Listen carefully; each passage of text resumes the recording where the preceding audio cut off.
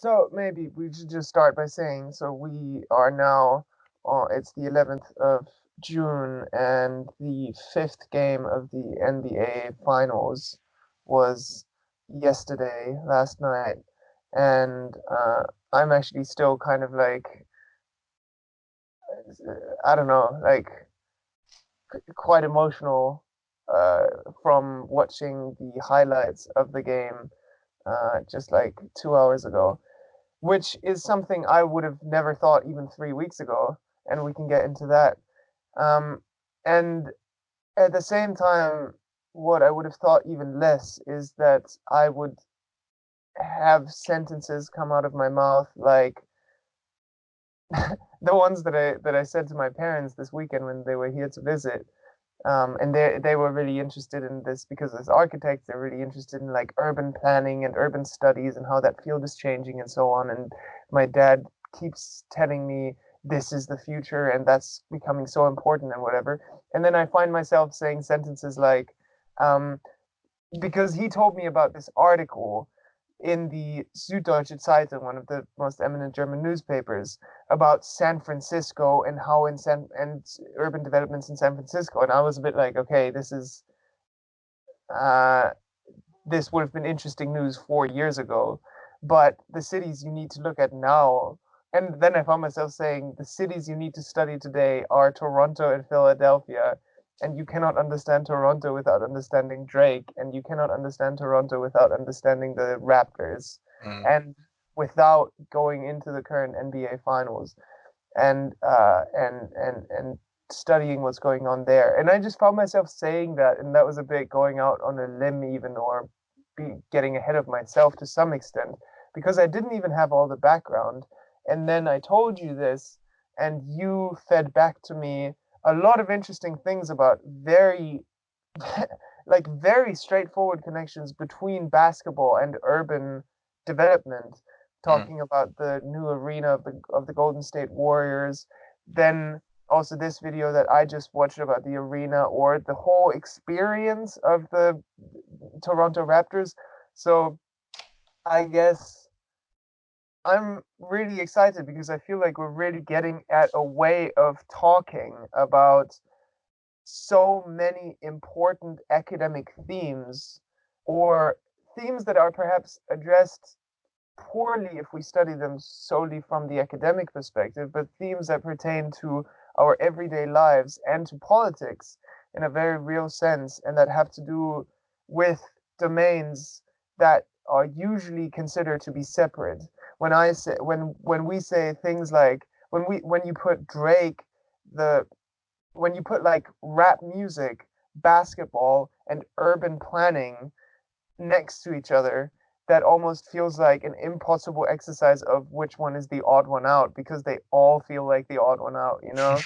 And that kind of for me describes and makes visible, I think for us, a nascent way of doing something which I would say is scholarship in some way, but which is just being curious about what's going on in our society nowadays, which is kind of has borrows from scholarship, borrows from journalism, and from our own experiences, and from like finding myself cheering at the table when the Golden State Warriors won a 1 point fifth game in the Mm. finals, which we have to go into the whole way of how I got there and the way in which you might have not cheered for that result. Right. I didn't. I think sort of whether subconsciously or not, I'm rooting for the Raptors, and that partially has to do with this notion of the Golden State Warriors being a villain as well. Like they've been in the finals, who knows how many of the last years, and just been winning and bulldozing teams in their way, um, just by buying up sort of superstars from all these different struggling teams around the country, whether that's Kevin Durant from the Oklahoma City Thunder or DeMarcus Cousins from Sacramento Kings.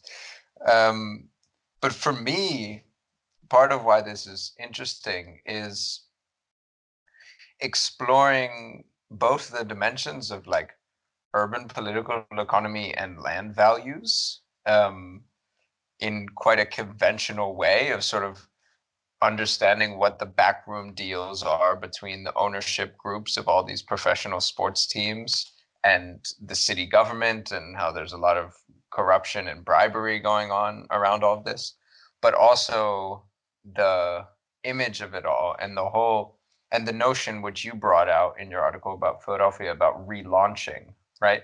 What does it mean to relaunch Toronto with Drake and Richard Florida holding hands doing it? And that's something which has kept sort of coming up is Richard Florida's three T's of technology, tolerance, and talent, right? Um, and there's something the a lot of Canada and Toronto and Vancouver in particular have gotten caught up in this discourse, and they're like, oh, after right after Trump and Brexit, again, it's this way of introducing whatever you want to say. It doesn't really matter. You introduce it that way, and it legitimizes it somehow. Um, Canada and the big cities in particular are now incredibly attractive places for international students to come study. So Yeah, and let's also yeah, make that like, because I think some of these references that we have between the two of us, we need to kind of make explicit also for the sake of making them explicit for ourselves. So when you say like this introducing a, whether it's a newspaper article or an academic presentation, by saying in an age of Brexit and Trump, Canada already, stands alone as and it kind of introduces an image of the world as if on the one hand we have Brexit and Trump, and on the other hand we have Macron and Trudeau. You know, that's kind of sort of a liberal consensus of our idea of what the world, both in the micro everyday struggles about tolerance and gay rights and LGBT and those kinds of um, but those are the popular issues. I mean, there's a whole liberal agenda associated with that.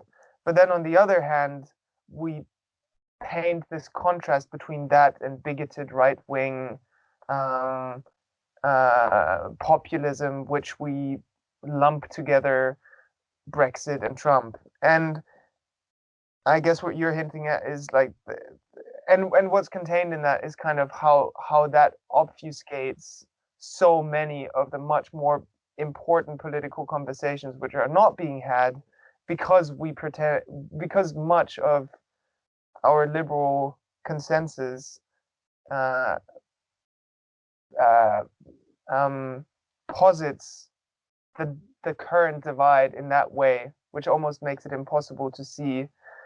But yeah, go on. So liberal Canadian cities as being very attractive to students.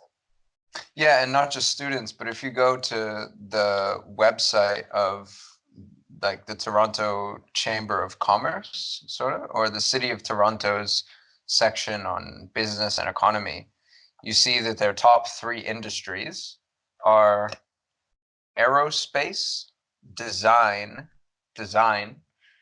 and education, right? And it's like these three things I think fit together so well, because that's also how you would define like Los Angeles. It's also how you would define Silicon Valley, right? Aerospace, design, and education. Um,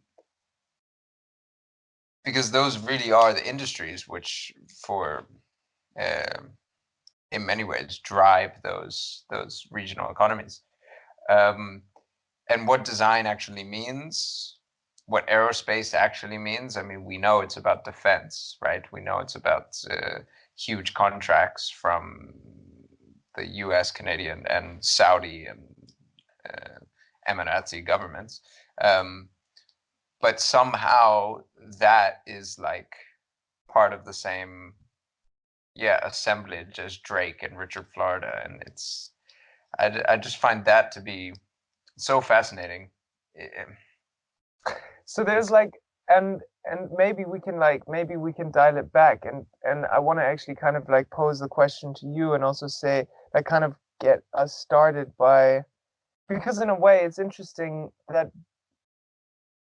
there are two things I want to pick up specifically, also in terms of the way in which I feel like you're also emotionally involved in these NBA finals, and not just NBA finals, but the wider phenomenon of what, like, how the NBA and the finals are implicated in these urban economic wider Mm, processes, which is that one thing we can talk about later, which I think is really interesting, that your your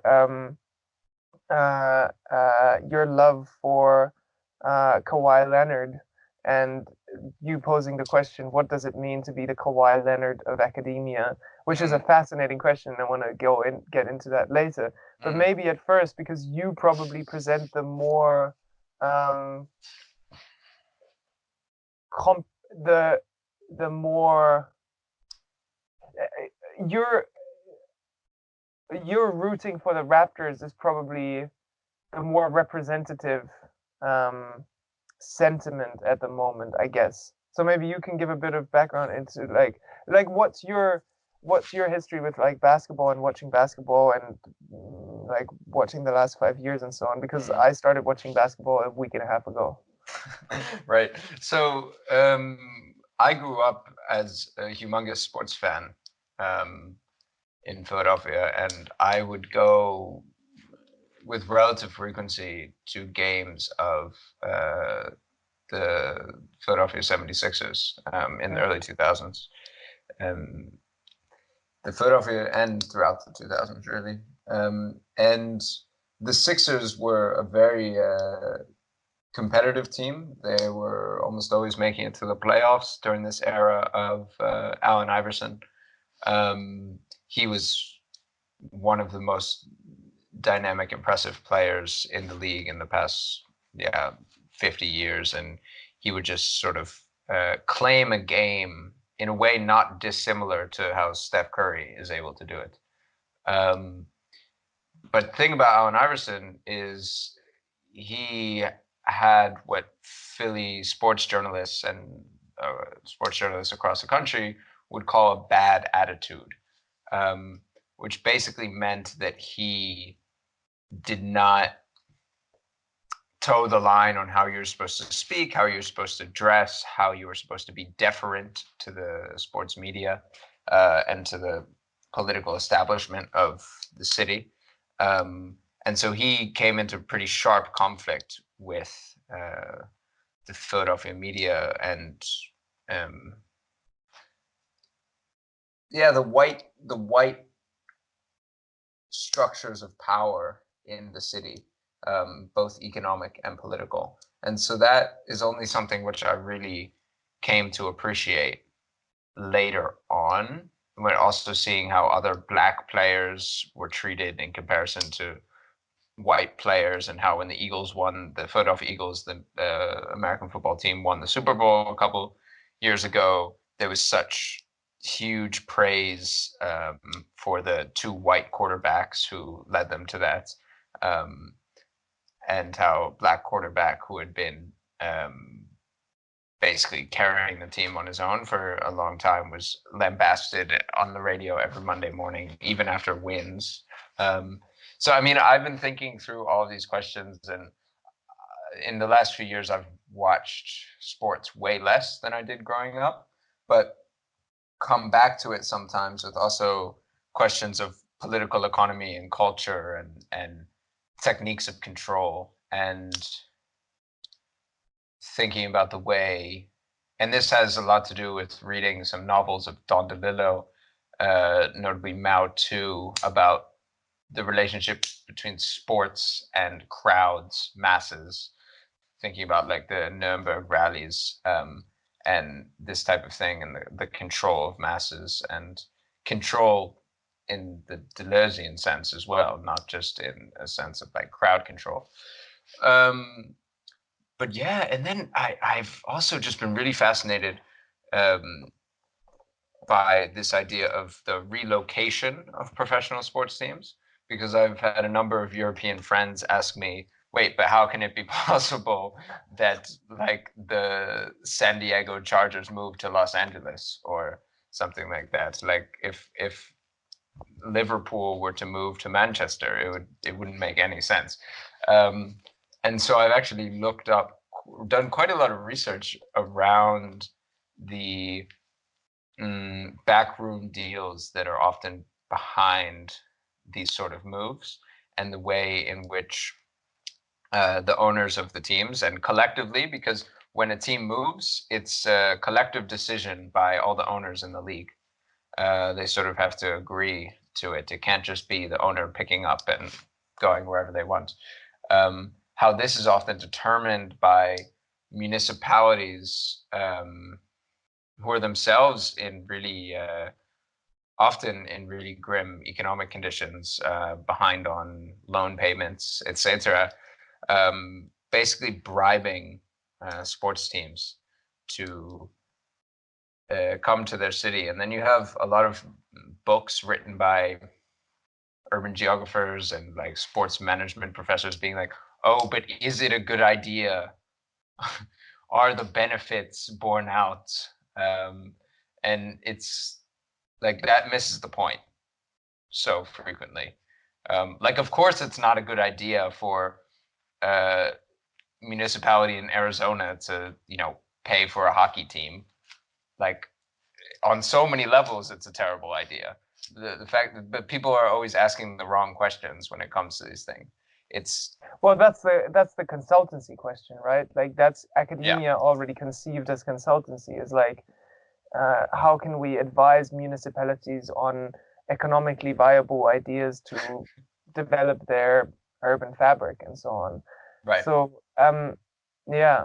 And bring back jobs. Scare And quotes. Yeah. and what's your, so specifically with these finals, Yeah. and with how do you how did you watch Game 5, and Yeah. how have you watched this series so far? So it's like I find myself in a weird position where I'm rooting for the Raptors, but I'm not rooting for Drake because I just think it's quite obnoxious to sort of see him on the And now side all the time. the And naive question would of course be like, wait, you don't, Drake is a rapper. He's not a basketball player. That's not his. right, But okay, right. yeah. No, indeed, totally.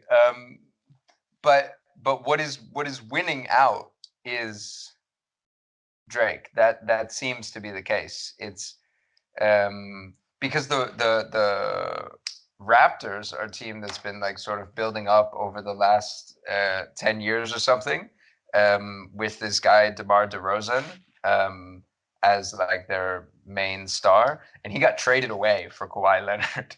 So this team, which he dedicated like I don't know the first 7 or so years of his career to, traded him away after like promising they wouldn't do so. Brought in Kawhi Leonard and a bunch of other sort of upcoming stars in order to advance this. The mission. Yeah, the mission of Drake, and the mission of relaunching Toronto as Global City 4.0. And yeah, but you're stuck in a situation where that's going to happen either way, right? That's going to happen with the Golden State Warriors. That's going to happen with the Toronto Raptors. It's almost impossible to root against that. There are no underdogs anymore, and that's something which I think has happened in sports. Is you always have this notion of the underdog, but I think that has been gradually sort of eroded. I guess I don't know. Like, so I'm very fresh to basketball, and I would have never actually been socialized in and brought up in Germany. And it was actually interesting, like talking to my mom these past few days, and she actually played basketball growing up, but in Germany, and also it was more popular for women back then, I think, or it was basically not very kind of how soccer is popular for women in the US, and it's like quite a different sport, I suppose. Yeah. Now Germany is more like there's more, and like Dirk Nowitzki was a huge ambassador within Mm, that and so on. mm, But it's really interesting because I was saying to my mom like how even when in school sports we played basketball like you would play like European football, soccer. Like there's not even an understanding. And I think that's why for a long time I didn't understand basketball at all because I didn't. And it was funny because you can even be an athletic guy. And I remember, I mean, I lived in the Bay Area when the Warriors won their first championship, mm, that like 4 years ago. And all the buses would say "Go Warriors" on their displays and so on. And like there was quite a hype around it as well. And I didn't watch a single game. I wasn't interested at all. And even in the last few years, like last year when I visited California again, and the Warriors won again, right? Like yeah. Yeah. um, I kind of caught a few minutes of a few games, and it, but never really interested. And somehow this year, with I think it was after game one already, so with game two, for some reason I started watching I only watched the highlights. But for some reason I got interested in it, and at first it was actually like, and I've gone through quite because I don't know, with my very naive kind of far away perception of basketball, I also had this sort of sense that like the Golden State Warriors were this kind of dominant villain, and I mean, growing up in Munich, I always rooted against Bayern, Hmm. against the dominant team because they dominated the German uh, football league. So watching the first game, and actually and then I kind of realized that the player that you'd been talking about, Kawhi Leonard, is a player of the Toronto Raptors. But Mm, actually, the player who like really impressed in the first game was Pascal Siakam, right? hmm. And like that was a player I'd never heard of Right. before, and it Most was people really haven't. cool. And like I don't Yeah. know, and so I was first game, Toronto wins, um, and I was like, and so I got hooked. And then second game, Golden State strikes back. Um, and no, the Raptors win the other two games, and now for someone who only started watching basketball a week and a half ago, the Warriors are actually the underdog now, which is like, of course, completely out of context, considering that the whole world of basketball considers the Warriors the kind of incumbent champion and dominant force that needs to be brought down in some way. Um, so yeah, I don't know. I guess also for the sake of just continuing my excitement, my very recent excitement for basketball, and also continuing the series, I You actually wanted found them to myself, win to bring it back. yeah, I Yeah, found and that's myself also and right. yeah, I don't know, what But an amazing that's game. also how I feel about it to a large extent as well. It's like I don't really care who wins as long as it stays exciting. Right. Yeah. So I mean the ideal is to see it go to 7 games and to see it come down to triple overtime in game seven and like And there's something okay, and that's where it becomes kind of really difficult because I think what I find myself really struggling with, and that almost reminds me of how you've talked about how the way in which we look at conflicts of interest within academic studies, how as a scholar you always have to declare that there were no conflicts of interest involved.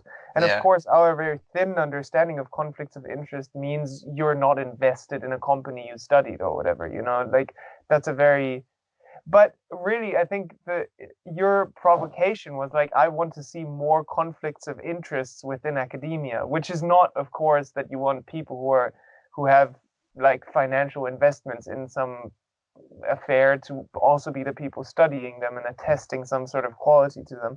But I think there's for me a conflict of interest in a different sense, which is on the one hand, I really want to see this series go to the end, but on the other hand, my conflict. So I'm invested in this. I really wanted to go on now that I'm excited about it, but at the same time, the people who are much more invested in it, the people building Chase Arena in San Francisco and the whole Drake Toronto assemblage, they are winning from a Right. from a seventh game, much more than I am. So there's a really kind of like bittersweet conflict of interest there, because it's fascinating and it's really interesting to see, but at the same time you see how this spectacle which is created perhaps between Toronto and the Bay Area, between the Warriors and the Raptors, how that's fueling the economies of both those assemblages. And so I think maybe this is a good segue of going into um, going. I looked a bit into the Golden State relocation to San Francisco and that whole thing. I don't know so much about Toronto. I know you know much more about Toronto. I don't know which one you want to start with. No, I'm happy to start with Golden State and then get into the Toronto thing in a bit, because this is really it's really interesting. From this press release of Chase Bank, where they say Chase Center breaks ground in San Francisco. This is from way back in January of 2016. And I think the arena is going to be finished by next year, if not next year. Yeah. This year's the last season in Oracle. Right, exactly, because this was indeed, and this whole, again, talent, technology, tolerance. The technology comes back into it as well. It's Oracle Arena. It used to be called the Oakland Alameda County Coliseum, which is not a very sexy name. But now people come to know it as Oracle Arena, as if it never was the Oakland Alameda County Coliseum. And then it being Oracle Arena gets projected back into the past. So people say, oh, this is the last, like when you buy funding. Yeah, exactly. As if that had meant anything for people decades of before. Oracle Arena and so on. Yeah, Almost yeah. And that I find really interesting, for one thing. But on the press release, the sort of like subheading is support social responsibility.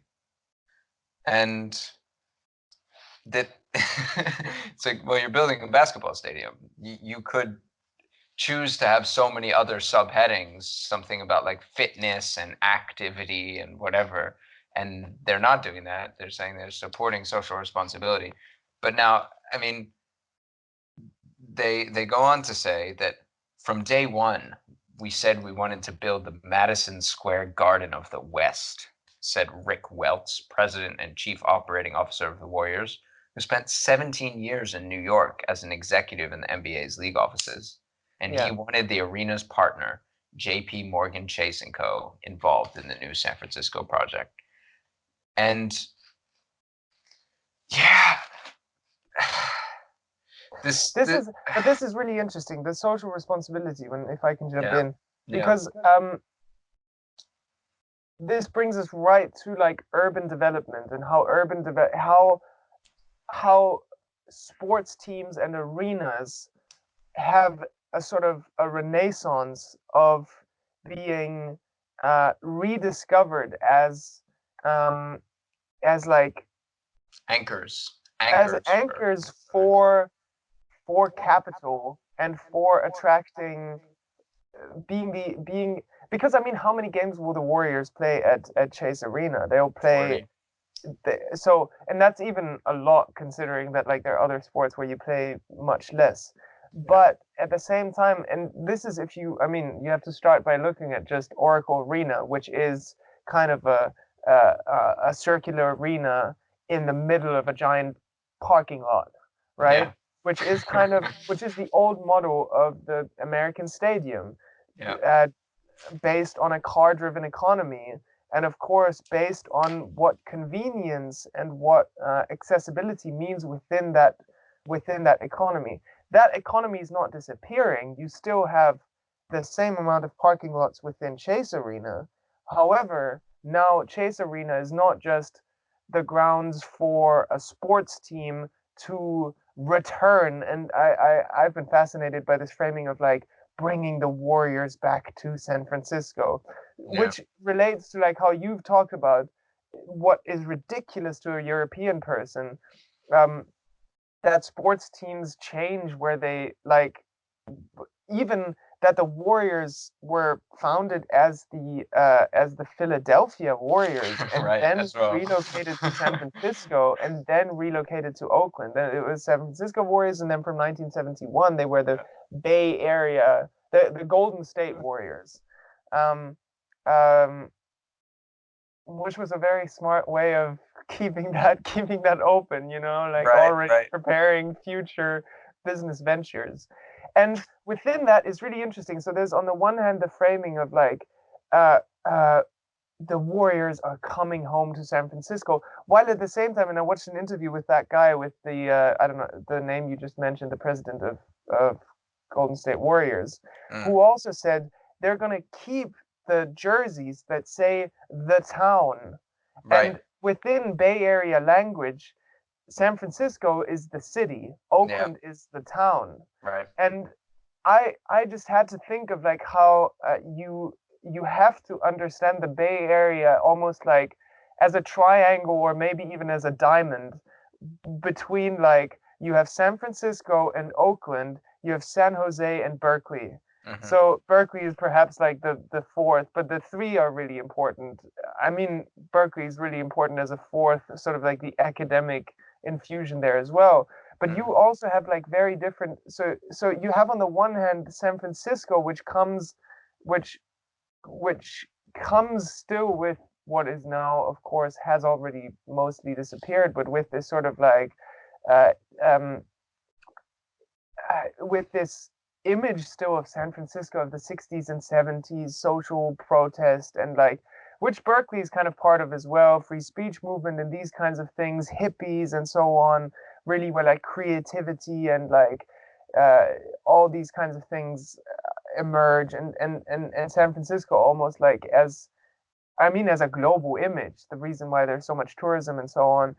Um, then in combination with Oakland, which is one of the most um, has one of the highest crime rates in the U.S. for one thing, downtown Oakland, but and then also San Jose as this city or uh, urban conglomerate which has emerged in the last 20 years, especially with the tech industry, and also kind of the ethnicities involved in that, or the images of that. San Francisco as a very white image, Oakland as a very like African American urban culture image, and then San Jose almost with like an Asian American tech related image. So there's an incredible fusion and like coming together of different stereotypes and different images of like Bay Area urbanity, which the Golden State Warriors in moving back to the city but keeping the jersey of the town. So kind of there are all kinds of messages going on mm, which mm. which which aren't just publicity, and I think this is important to understand. They aren't just a way for JP Morgan Chase to kind of sell off or to kind of legitimize their business project, but they are part of what is so important in this economic development and in this urban development is all these is the infusion of identity and everything, right? Yeah. And breaking down the significant borders which have existed in people's minds for a very long time and in reality between the different cities of this diamond as well, creating a sort of coherence between them. And that's why the And phrase between the golden different state is so crucial yeah as well, right? and between the different ethnic groups, the different Yeah. American experiences within that. I mean, Yeah. the way in which like the importance of Southeast Asian immigrants within that whole Silicon Valley assemblage, I think, is something that's still incredibly understudied. And also the Mm, way in which now a lot of African American urban culture is becoming so important in fueling this subjective engine. right. Right. through basketball. The culture of basketball. Yes, certainly. Yes. And they need Oakland for that. And so there's an interesting line from the Chase press release. I mean, this thing is just full of great uh, source material. But basically, Mission Bay is a long ignored stretch that's now home to an extensive medical research and academic campus for the University of California, San Francisco. And it's like if you told a German like, oh, the main medical university on the West Coast, what the hell does that have to do with basketball? That like or a German might think, what the hell does that have to do with basketball? And that's the sort of incredibly naive uh, perspective of not understanding that a medical school is not just sort of a place where doctors are trained, but No, yeah, medical school is already a potential hookup for like an urban development. right, absolutely. And when they also say later on that the new arena will be richly served by mass transit, says PJ Johnson, a spokesperson for the project. Mission Bay already has easy access stops via Muni, BART, and Caltrain, and there's a light rail that stops directly in front of the arena, Johnston says. The city is also investing in bike share programs and will have ample, secure bike parking. And so indeed it's a whole new image of what the arena is that is like perfectly represented in these mock-ups of like happy young interracial friend groups cycling up the ramp to the bike park and going to the Warriors game before coming out and then going to have a drink along the water looking out at the town Yeah, exactly. and the East And Bay. which needs a fusion of these a superficial fusion of these cultures, right? And of these incredibly different American experiences, right?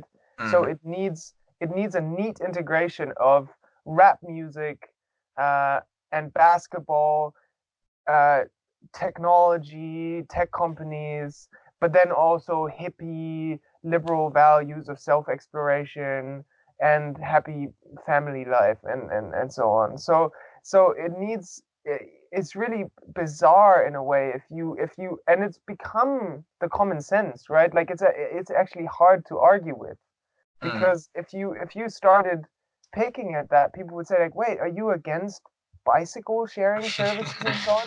But how bicycle sharing services have also become the common sense of propagating an urban project, which is really, I mean, look at what's happening. There's a bank together with a privately owned sports team, and the ownership relations are also really interesting, and they're not coincidental, because this is something interesting that um, that I heard in this interview, and they're quite frank about this. No one is hiding this, because it's actually a point of pride. So the way in which the Golden State Warriors acquired this piece of land in Mission Bay is they bought it from Mark Benioff, who is the CEO of Salesforce. Salesforce has built the two tallest buildings in San Francisco in the last 5 years. When I came back last year after being away for 3 years, I was like, I didn't know those buildings. What the hell is going on? So they built the two biggest buildings in San Francisco within 3 years. And so Mark Benioff, who's of course as the CEO of Salesforce, is already in the same, in the same cocktail, on the same cocktail parties as the CEO, as the owner of or the president of the Golden State Warriors, and so on, says, "Hey, you guys," and that's a parallel with Toronto as well. Waterfront is a concept, right? I mean, Donald Trump also as a businessman who built his whole image on waterfront property, the whole concept of waterfront property. So I think the Golden State Warriors, they had a different waterfront property where they wanted to build it, but then they had all sorts of issues. And then they went to Mark Benioff, and he said, I have this property here, 10.5 acres of land in Mission Bay. I wanted to build my Salesforce headquarters there, but it's too small, so have it. And sold it to them. And that's how they got the land. And actually, in the interview that the president or manager or whatever of Golden State, it was also presented as a point of pride that Golden State Warriors had that the Chase Arena is a 100% privately funded project, Right. which was presented within sort of the current climate of, which is also part of the Bay Area, this strange libertarian Bay Area sentiment that independence from government is something. There's kind of a very weird thing going on. Basically, he presented it as if that was a great achievement that and he said this literally, that no taxpayer dollars were spent on this project. Because usually, as you kind of hinted at earlier, sports arenas are quite attractive uh, um, features for a city, which can drive a lot of tourism and industry and so on. So oftentimes cities would kind of make a bid to attract a sports team and invest public funds, hundreds of millions of dollars in many cases, to build a stadium for them, to give them a piece of land and so on. And within this case, Chase Arena, 100% privately funded. Right. And they also are at pains to emphasize that no local residents were displaced in order to build it as well. So it's the combination of the sort of socially progressive aspects of Bay Area politics with the bizarre libertarian, we don't need government dimension of it as well. And yeah, when they say there's large community support behind the project, yeah, maybe it's true. Who are we to say that it's not necessarily true? It might very well be the case. It depends who the community is that you're thinking about. San Francisco has, in large part, been so thoroughly purged of poor people that you can very well imagine that the community which is remaining there is absolutely in favor of something like this. And I mean, community comes with this sort of semblance of like rooted, established values of whatever, like a community which has organically grown there over a long time. I mean, for the most part, we're talking about tech workers who have relocated to San Francisco from all over the world within the last 5 years, and who are, of course, excited about a new entertainment option within a shorter drive where they don't have to make it into dangerous downtown Oakland where their car might be broken into. No, exactly. So they get the experience of downtown Oakland without their car being broken into. That's the whole thing. Oh, dude, that's very well said. And I think on that note, it would be interesting to move to the idea of the Toronto waterfront, or what's going on in the Toronto waterfront. And there you had a major renovation occurring about 15 years ago, actually. So what's important to understand about Toronto is that it's not just the Raptors, but the Maple Leafs as well, who are the ice hockey team based there, and they share not only the arena, but it's the same company that owns the teams and all the other professional sports franchises in Toronto, whether it's the European football team or the American football team. And basically, they created this thing called Maple Leaf Square, which is a multi-use complex and public square located near the waterfront of Toronto. And it was built at a cost of around 500 million and is about 2 acres large. And basically, during the playoffs of the Raptors, this place becomes known as Jurassic Park, and you always see the massive group of fans outside the stadium rooting on, whether the game is in Toronto or in another city.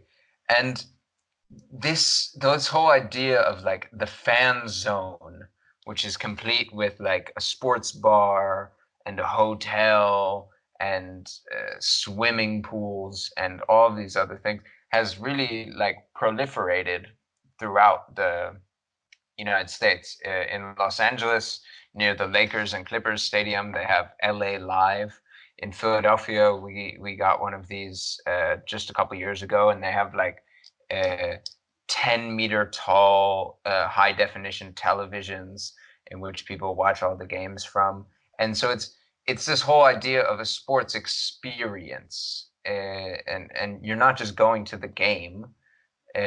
You're It's something you could do every day if you want, even in the off season. You're expected to go there on draft day, or on a day when like free agencies are announced or something, to see which players the Raptors or Maple Leafs are going to sign that year. But I guess what I'm trying to move towards is the idea of creating like flagship space as well. It's not just about the project, but it's about uh, the not just about the Maple Leaf Square project and the renovation of the arena, but then how Google comes in with its Sidewalk Labs in order to uh, sort of enhance and play off of the already existing development.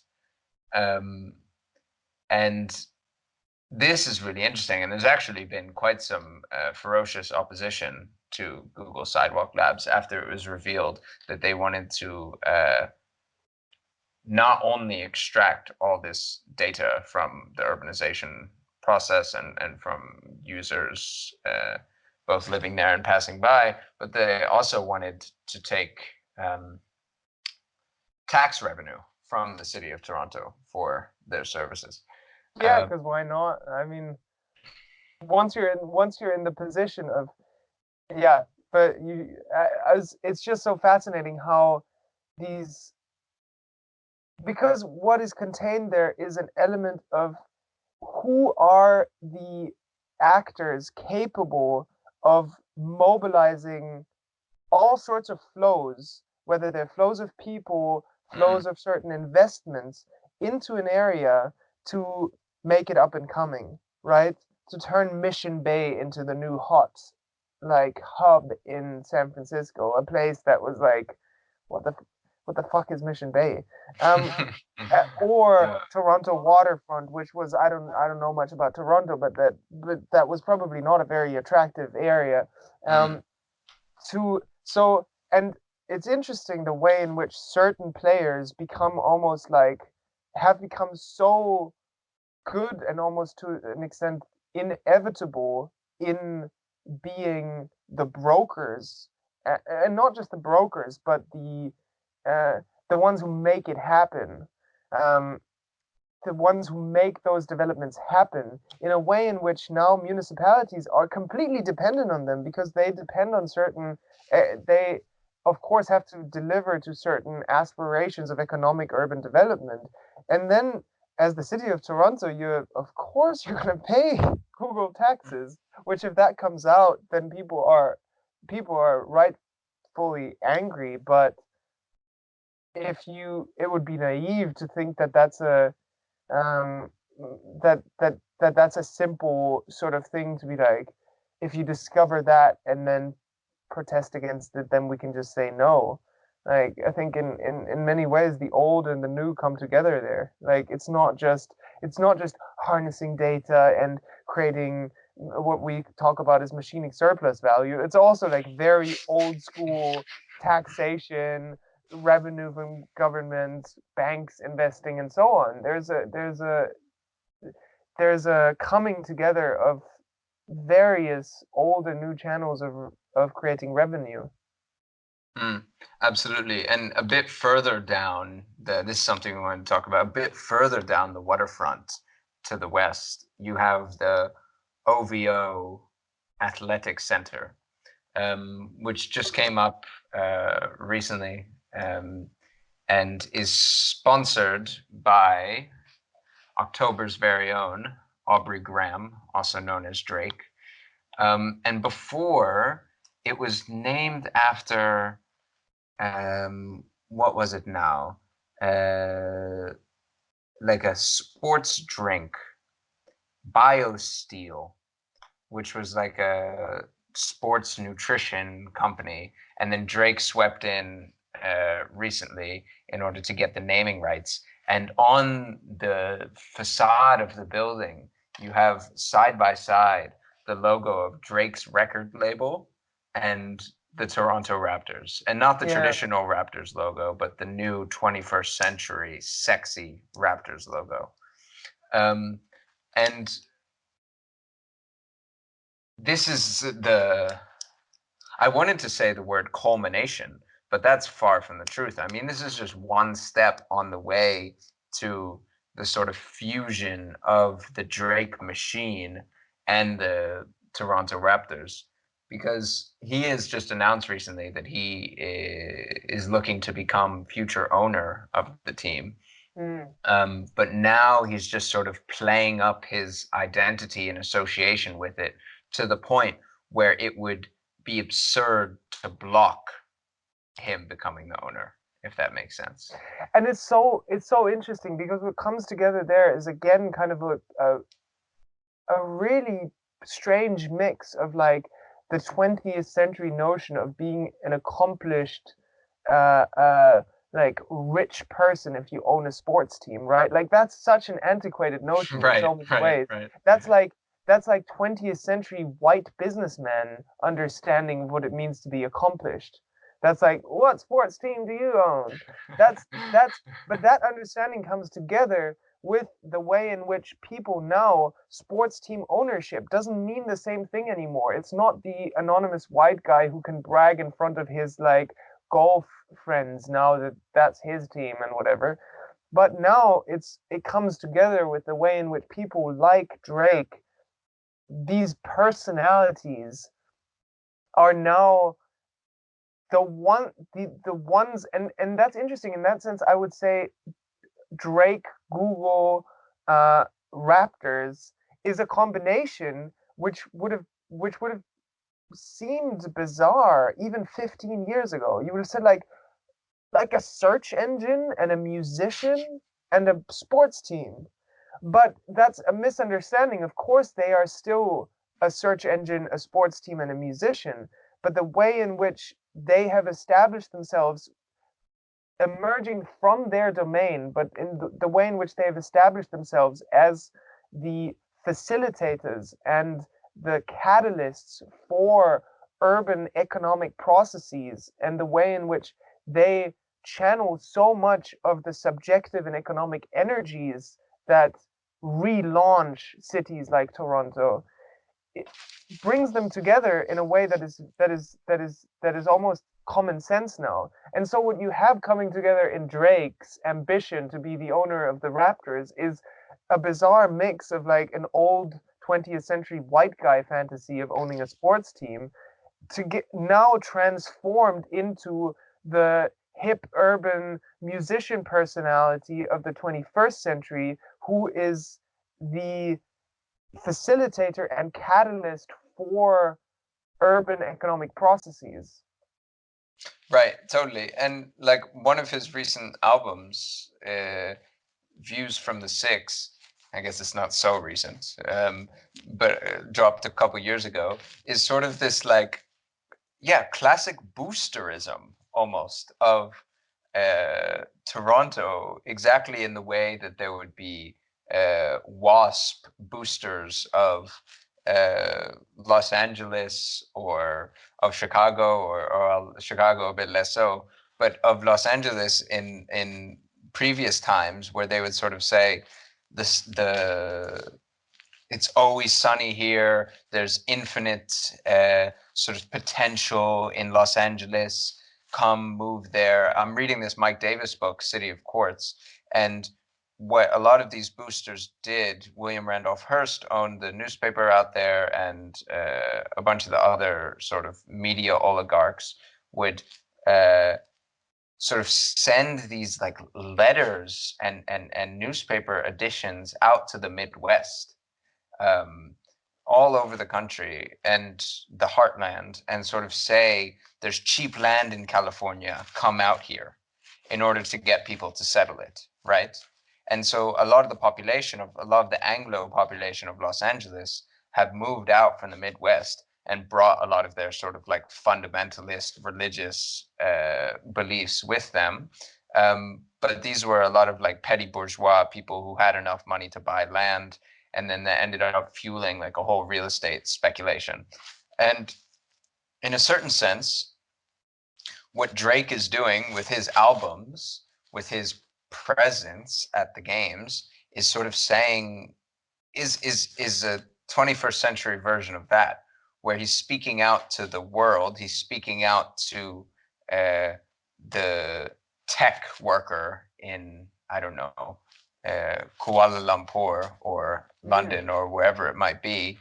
Come bring your money to Toronto and help build something here. And not just come bring your money, but come bring your, like, come join this subjectivity in a way. So it's really interesting because it's almost, in a sense, the process that's going on is the preparation of a certain atmosphere, right? It's almost preparing Toronto to be the place for economic urban production. So just as much, and I love the example of Los Angeles, because Los Angeles is like, and it reminded me actually of like an interview with Arnold Schwarzenegger that I listened to a couple of years ago, where he talked about how he tried to get other bodybuilders from Europe out to Los Angeles because he said the sun always shines here. You can work outside, get a tan, and almost the way in which he, and I mean this is a small example, but the way in which like Los Angeles as the place of Hollywood, and then bodybuilding naturally feeding into Hollywood and so on, and then politics as well. I mean, that's the way in which, like, I mean, isn't it that like Reagan and Nixon are both from the same constituency within Yeah. this county in California? So the relations to politics are very um, very strong there. But in the first place, the way in which LA is not just a place where the industry of Hollywood or bodybuilding or so on is, but it's also situates itself as almost like through a combination of natural atmosphere, you know, the sun always shines here, together with the way in which the atmosphere is prepared for it to be the inevitable place where things happen. Just as much as, and waterfront is a great example there, right? Like there's something so, like, waterfront is that which is both the natural, like the sunshine in Los Angeles, while at the same time, waterfront is also somehow in most in many cities, the areas close to rivers and so on, may be associated with old industry around transportation and shipping and so on, is actually, and this has been a recent development in urban planning, right? I mean, we have a similar case here in Bristol where the harbor is now, and I mean, the project here is actually pretty shit. So, like, but the way in which these old industrial spaces are now being rediscovered, and the way in which the shipping container is part of the image of up and comingness, and that's the place where you have to be. Yeah. This is where the natural atmosphere is of craftiness and creativity, and we're back again with Richard Florida. Talent. Right. This is where talent flourishes naturally. Sunshine, you know, it's almost like a biological metaphor. Yeah, and somehow like Toronto is emerging as the anti-California almost, because they're not selling the sunshine. They can't do that. Part of what they're selling is maybe the beauty of like ice skating on like a urban pop-up park somewhere, and drinking like Glühwein at like a German style Christmas market or something like that.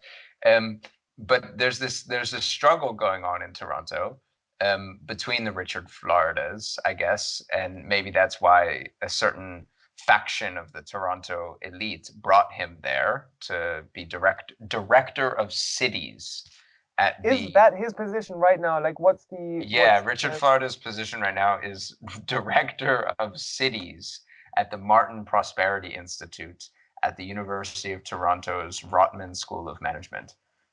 And I think that's so fascinating. What does it mean to be a director of cities? yeah, But cities also in the multiple is already right, exactly. And basically, but there's this real struggle going on, I guess, because there's this like very conservative Ontario political machine, which is run by the conservative Doug Ford, whose brother, you might remember, Rob Ford, was like this cokehead former mayor of Toronto, who once referred to himself as, quote, the most racist guy around. And was known to be like a complete renegade. and again And there's this real yeah. struggle going on there between But it's interesting because we're back at the start. We're back at the way in which the opposition between Trump and Brexit, Trudeau and, like, so it's almost that the thing is not about suspending the conflict, but how that conflict itself becomes the productive uh, uh, foundation for productivity.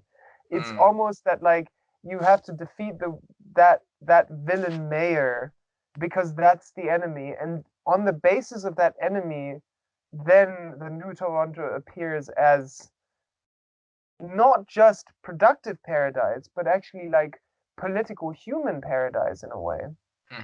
Multicultural and world capital of basketball, which and has to do with tolerance. the underdog role again, and like how that, like, almost like the underdog which is already dominant before it's won, just like the Toronto Raptors, you said in the beginning, they're not really an underdog. Like, there are no underdogs anymore. They're already meant to win this series, and they're gonna win this series. Like, there's no question about that. But the way in which, on the basis of the villain of Golden State Warriors or the villain of racist mayor President Donald Trump, then something can appear as an underdog, even though fucking JP Morgan Chase, or I mean, in the case of Toronto, it's different players, but even though major banks are behind, and like, so, or Google and those kinds of major players are behind it, and all of a sudden appear as if, yeah, we're all rooting for the underdog, away with the racist mayor. Yeah, indeed. It's and I think that there's probably a lot of United States citizens right now, basketball fans or otherwise, who are rooting for the Toronto Raptors because they always like to have this image of Canada as like the liberal version of the US, as Yeah. like what the US could be if we just got our act together, you know. Um, sort of completely pushing aside like the violence against the First Nations and the sort of really toxic racism which exists in Canada, but just because they have like more stringent gun control laws, that they're like, I don't know, the sensible And like big the Alberta brothers or tar something. sands, and like, Right. I mean, Indeed, and sort of investments in mining operations in South Africa, Brazil, and Venezuela. But yeah, all of that but they aside, have healthcare, so, yeah, but drug prices are 10 times cheap. and I don't know, like, while maybe well intentioned, I don't like people like Michael Moore have done a lot to advance this notion as well. Like, yeah, it. And that's really interesting. I think a lot of people might be rooting for the Raptors on that very It's almost a basis. proxy in it's a proxy in the kind of like in the war on Trump kind of like it has a lot to do with the way in which in the wake of the Trump election there was this whole narrative about I'm the moving to most Canada. searched term on Google was how to move to Canada and these kinds of things. So it's not and these are the interesting points. Like these are because on the surface it appears like, oh, there's an NBA finals game, Toronto, Bay Area, whatever, blah blah blah. But then if you dig a little bit deeper, the way in which so many of the current political and everyday narratives play out in this current basketball finals series, and the way in which urban development, urban economic accumulation is taking advantage the of these processes and leveraging the potential of the NBA finals currently and of the constellation in a way to advance a certain vision of urbanity, really, and a vision of of of of like almost like an ethical vision of urban life, I would say. Expound Because on that. Yeah. it isn't just a pragmatic, it isn't just an outright economic pragmatism of like of kind of like you could look into like Scandinavia, social democracies building social housing and so on. It isn't this whole thing of like people need housing, like let's make a rational plan and whatever. It's a lot about it's actually much more of an ethical, it's almost like an ethical crusade which emerges at the intersection of the narrative of in an age of Trump and Brexit, um, which emerges there as like a very strong and broad underlying common sense and liberal consensus of we have all been we are all traumatically experiencing the rule of Trump as president, racist mayors, sports teams which are ruining our league, and so on, which then legitimizes and almost makes as like makes appear as an ethical crusade for the rights reclaiming and so blah blah blah, a movement which is like which mobilizes players that if you look into it you would be pretty horrified by the players which are mobilized as the supposed like white knight in shining armor, you know, like who saves the day and who saves us from the domination of the Golden State Warriors, racist mayors, and bigoted presidents. Yeah, it's who was this? Howard Schultz was his name. He was the, or still remains the CEO of, no, he was executive chairman of Starbucks. And before that, he was CEO for a very long time as well. But he was also the former owner of the Seattle Supersonics, who, like, he sold to this consortium from Oklahoma City for 350 million after he failed to convince the city of Seattle to provide public funding to build a new arena for him, basically.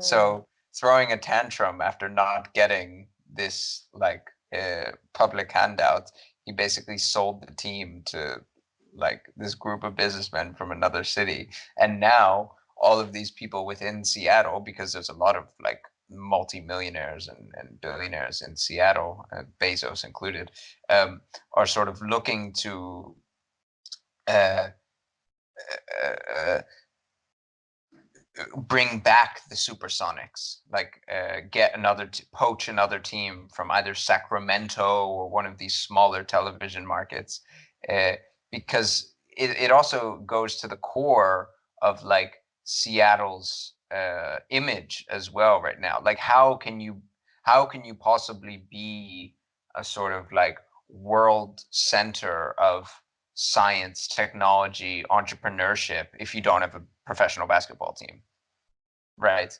that I think that There's really something goes so to the interesting in that, core. and that actually brings me to a really interesting point, because it both has to do with like um what is so crucial in that, and what I was also reminded of, is to understand the social place of sports within American schooling, and how that is incredibly different from Europe. How sports is, and that's also like, right, that's why the NBA is interesting, because there are no club sports teams for youth. The Golden State Warriors doesn't have a youth academy like FC Mm, Barcelona has a youth academy. So the structure of sport is already retains much more, and that's why the draft keeps the NBA interesting, because there's almost like the semi-democratic principle of the last from last year could be right. the first from this year, um, which is based on an understanding of, which is one that we often envy from a European perspective, especially as people uh, who are excited by sports, that sports is so deeply rooted within American education as well. Being part of a sports team is such a prestigious thing, like extracurriculars, the whole value of extracurriculars. And you almost see that dynamic playing out on a city level, when you have a city like Seattle almost being like a student without extracurriculars, you know? Like you're like an A student in your classes. Oh, you did well on STEM. Do you play in a sports team as well? And that kind of question you can only understand from within an understanding of how college, the importance of sports in college in America, which is like there, university sports in Europe is a joke. That isn't a thing. Whereas like Mm, college sports is like a commercial, it's like a huge thing, a huge deal socially within, like, that's part of the American psyche, college sports. That's like and the local economy and the social friend group and so on. That structures so much of kind of American daily university life. And so that actually kind of, this will be a bit of a, the segue will hopefully make sense. One thing that I definitely didn't want to leave unmentioned was that when I talked to my dad about the Chase Arena, and I think with the Chase Arena, we also have to, I want to definitely at least say that, what is the Chase Arena? The Chase Arena is an interesting case because it is a project that explicitly propagates how a sports arena can become the um, the anchor, as you said it, the anchor or the hookup, the starting point for a whole urban development, which now includes shopping malls, other sorts of commercial and entertainment opportunities. It's almost like an entertainment assemblage in an entertainment consumption assemblage, which also includes two business buildings. I think they have like workplaces there, and then the mm, bike sharing. So it's almost like constructing this like mini city, which of course in many ways is completely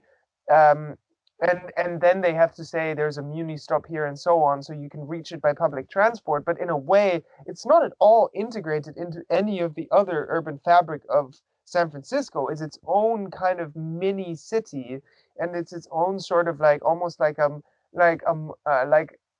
it's almost like aerospace, kind of like a settlement on Mars or something. It's like a model city in a way, a mini model city within an attractive real estate market of San Francisco and so on. So it's like, um, and one really interesting thing there that I found out, because um, my I actually thought, because when I talked to my dad about this, I thought that the office, that the architect, that the architects planning and building Chase Arena, he thought they were a firm called Populous from Kansas, which is one, and it's really interesting because his university has a partnership with that university in Kansas, um, and they went and visited Populous with their students, and Populous gave them the actually like the heads of Populous or some of their executive offices gave those students from a small town in Germany, from the technical university, the Fachhochschule, not even the university. You cannot say this anymore in 21st century. But Why? Because just the you'll offend technical, people who are at the Fachhochschule. yeah. Or No, okay. but you offend the liberal consensus that now universities are equal, which they're Oh yeah. not. But um, um, so they gave them a tour for 3 hours, and my dad said that they were really amazed, and the students were asking, why are you taking so much time to show us students from Augsburg around your offices? And they said, because we want you to work for us. And the interesting thing there is that what they are lacking, so they were saying there are about five architecture offices in the world globally who are capable of building such big projects, these sports arenas. And Mm, two of them are in Kansas, which is also something that deserves a way more in-depth study. And right. the interesting thing is, so it's not Populous who's building Chase Arena, but it's Manica Architecture, which is the other one that is located in Kansas. So an architecture office with headquarters in Kansas. Of course, they have offices in like in like LA, New York, when some of those places, probably Singapore. And the interesting thing was, and this brings me back to the point about extracurriculars and how extracurriculars are not just the side activity, which they are in European universities. Oh yeah, I also play football on the side, but they become the subjective model of the individual, but now also of the city, I think. And the interesting thing there was that these people from Populous were telling the German students, we need you guys because now we have projects building football arenas, European football, not American football, and we don't understand football. We need you guys to help us with understanding football because how the hell can you sit for 45 minutes without a break? And how can you like not take food into the arena and so on? Like, how does that even work? And that kind of sheds light on how it's not just coincidental that it's a basketball arena, and that what's happening within San Francisco Mission Bay and why there is a desire in Seattle to attract back a sports team is whether it's American football. And the differences there would also be interesting to look at, but that's beyond the scope of this conversation. We can look into that more. But it is building a city in the model of a basketball arena, and developing an understanding of urban development that emerges from the understanding of a sport. And I think in many ways that, I mean, there are these people who say like, oh, European football will never become really successful in America because it doesn't lend itself to, I mean, the simple story would be doesn't lend itself to the advertisement model of like constant advertisements, 4 quarters rather than two half times, and like rather than two halves, and how can you sit 45 minutes without ad breaks? That's a very economic question, but I think and of financing that sport and of making it attractive to investors.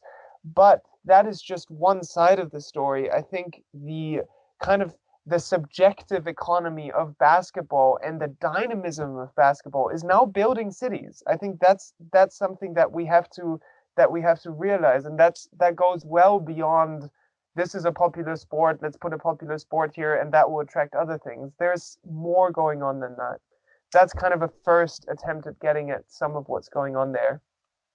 Well, I think that has largely to do with the fact that basketball is America's export product in a similar way that football is an export product of uh, England, Spain, Italy, Germany. Um,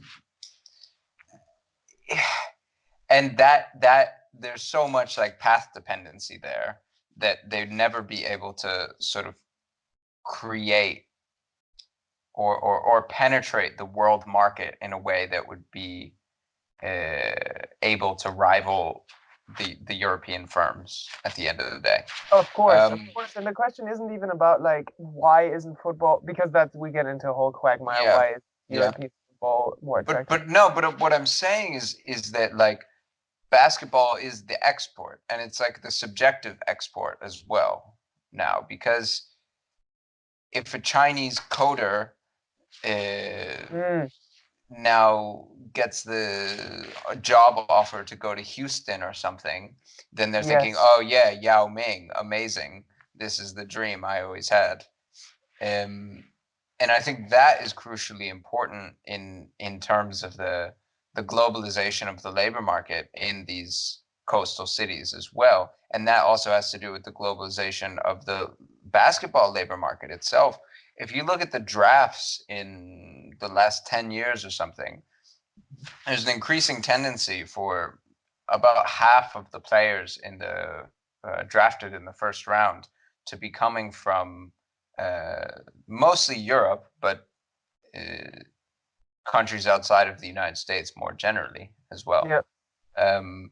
And so this growing internationalization and the idea of having these global ambassadors, whether it's Dirk Nowitzki for the Dallas Mavericks and for into Germany more generally, or whether it's Drake, you know what I mean? It doesn't even have to be a basketball player in a And the sense. interesting and the really important thing there is that they are ambassadors not just for a sport, but for a subjective, economic, and I would also add urban model of value creation, basically. Like if you propagate like basketball in sub-Saharan Africa, and it's interesting because you have players there as well. Like you have Serge Ibaka on the side of the Raptors, and him also. I mean, I don't know enough about him, but if he isn't yet, he will definitely become like a big ambassador to Africa in terms of like basketball and so on. And basketball is not just a sport; it's also now increasingly becoming a model for urbanization in the way in which it is linked up with all sorts of other um, with all sorts of other economic processes, whether they are banks financing arenas or whether they are um, uh, how I think in Toronto is probably there the more interesting example where you have in the same strip of land you have like the Drake's whatever it's called, the OVO Center. OVO Athletic Center. Just a center. You'll have center next to center next to center. Right. All center. Yeah. There's no shortage of centers. That's true. But yeah, basketball is a model of urbanization. Which is also so interesting because think about it. Think about like why. I mean, this is a very simple and almost stupid and embarrassing example, but if you think back at the meeting of Kim Jong Un and Donald Trump and the role that what's his name Dennis Rodman played in that, you know. So it's like that's a very serious and I think I like that's the more stupid example to me because that's like basketball and world politics. Like that's a bit okay. But the much more interesting one is you don't just move to San Jose as a sort of like lower middle class Southeast Asian because that's where Google is, where your new employer is, but you also move there because the Golden State Warriors now play in Chase Arena, you know?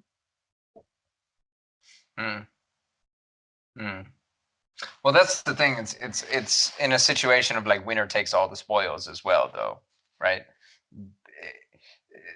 So like people to a certain extent, like people would already be moving there regardless, but it's just like the cherry on top of the sundae. Okay, no, but I need to make my point stronger actually. Yeah. Because that still pretends as if those were separate things. But the way in which Golden State Warriors is Silicon Valley and Silicon Valley is Golden State Warriors, I think that's much more the way in which they're already deeply entangled and the way in which certain narratives about like dominance and dominating the game and certain self-understandings of a subjectivity of winning and like also I think and Steph Curry is actually the much more Steph Curry as the guy who 7 years ago just sat on the bench and wasn't transferred as a big star, but he is the face of the Bay Area, and he met Mm. with Obama, right? I mean, like, so there's a those things, they go much further than these simple like